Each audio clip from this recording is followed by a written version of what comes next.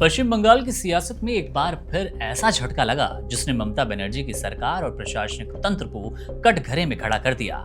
चुनाव की तारीखों के ऐलान से पहले ही चुनाव आयोग ने वो कदम उठा लिया जिससे संकेत तो साफ हो गया, संकेत मिल रहा है अगर समय रहते दखल ना दिया जाता तो एसआईआर यानी कि स्पेशल इंटेंसिव रिवीजन मतदाता सूची के विशेष गहन पुनरीक्षण में बड़ा खेल हो जाता।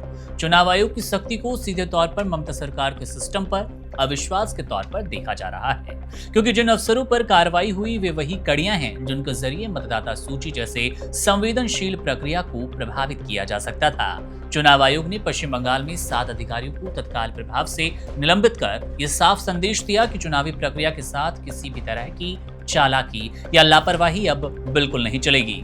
आयोग का मानना है कि एसआईआर जैसी प्रक्रिया केवल कागजी औपचारिकता नहीं है बल्कि लोकतंत्र की रीढ़ है। इसी प्रक्रिया के जरिए तय होता है कि कौन वोट देगा और कौन नहीं। अगर इसी स्तर पर बड़ी गड़बड़ी हो तो वो पूरे चुनाव की निष्पक्षता सवालों के घेरे में खड़ा कर देती है। अब यही वजह है कि आयोग ने जनप्रतिनिधित्व अधिनियम 1950 की धारा 13 सीसी के तहत अपने अधिकारों का इस्तेमाल करते हुए सख्त कार्रवाई की।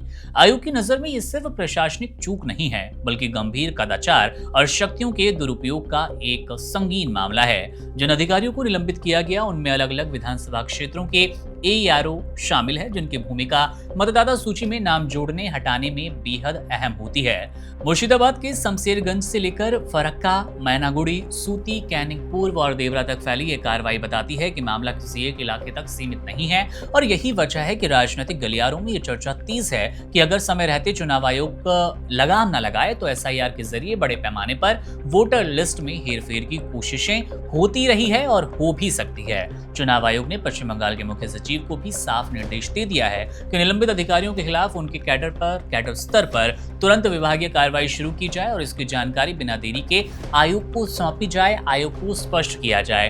अब इसका मतलब यही कि अब राज्य सरकार के पास मामले को हल्के में लेने की कोई गुंजाइश नहीं है। गुंजाइश इस बात की भी नहीं है जिस पूरे माहौल को बिगाड़ने की कोशिश टीएमसी लगातार करती रही। टीएमसी का दावा रहा कि एसआईआर के जरिए उनके वोट काटे जा रहे हैं। ममता बनर्जी की अपनी सीट भवानीपुर से भी कई हजार वोटर्स को गायब किया गया। 40,000 के आसपास वो आंकड़ा मीडिया रिपोर्ट्स में आपको घूमता नजर आएगा। अब जाहिर तौर पर आयोग ने दो टूक कह दिया कि चुनावी काम में किसी भी तरह की अनियमितता बर्दाश्त नहीं की जानी है।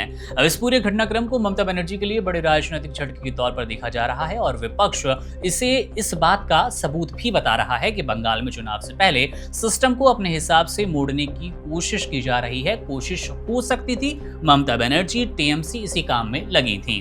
वहीं प्रशासनिक हलकों में इसे चुनाव आयोग का अब तक का सबसे सख्त संदेश माना गया। आने वाले विधानसभा चुनावों से पहले ये कार्रवाई ये भी दिखाती है कि आयोग इस बार किसी भी राज्य में कोई जोखिम लेने के मूड में कतई नहीं है। इसी बीच चुनाव आयोग का असम का 3 दिवसीय दौरा भी शुरू हो रहा है जिसे 5 राज्यों में होने वाले आगामी विधानसभा चुनावों की तैयारी से जोड़कर देखा जा रहा है।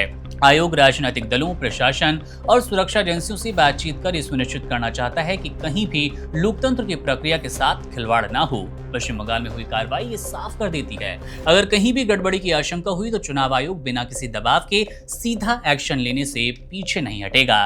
बहरहाल इस कार्रवाई पर आपकी क्या राय है? कमेंट बॉक्स आपके लिए अपनी टिप्पणी वहां जरूर कीजिएगा। मेरा नाम है मुकुंद, आप बने रहिए वन इंडिया के साथ। शुक्रिया।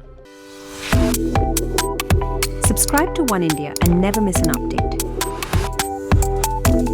Download the One India app